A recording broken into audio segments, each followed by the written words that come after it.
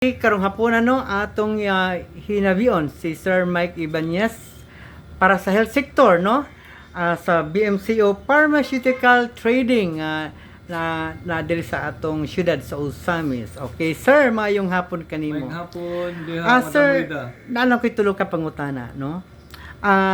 Naapektuhan ba ang delivery sa health services tungod sa pagsaka sa fuel cost? Naapektahan siya dam, labi na nga di na ginato ni makontrola ang pagsaka sa gasolina. Labi na gyud ang kaning kamo ang gasolina kay diesel mong gid ni. So dako kay naapektahan. So ang amo ang delivery sa outside sa Osamis among ginabuhat na lang instead nga mudagan mig 3 times a week, gi-reduce into 2 days na lang yun. 2 times a week na among delivery. So, ang among ginabuhat ana kay namupod mi kanang local purchases namo local deliveries. Na mga local hospital. Akong gibuhat, nag-reduce ko sa fuel consumption, nagpalit ko og e-bike, nas gawas. Oh, e-bike. Oh, nagkuha ko og e-bike. Ang iyang consumption ra man gud ana in 10 kilometers 9 pesos sa magid siya. Good. So barato ra kaayo. So in a week makagasto ra ko og nasa 50. Whereas kung magasolina ko kay ako man gi-kwinta gud, maabot siya og mga 1,000 to 1,200.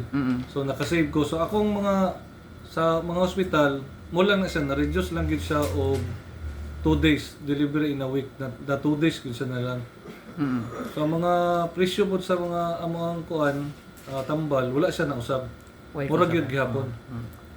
So, giusan niyo pagpasiguro, sir, nga ang pasyente sa mga hospital padayong gihapon makadawat og serbisyo sama sa paghatod niyo nga tambal. Wala, on time gihapon siya.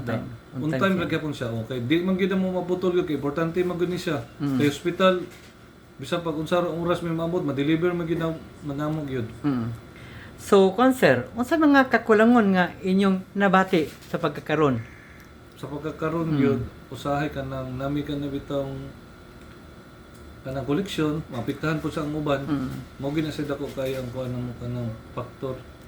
Ang koleksyon. Koleksyon gyud sa inyong negosyo. Negosyo mo. Okay. So, mo to, sir, no? Daghang kay salamat. Daghang kay salamat, sir.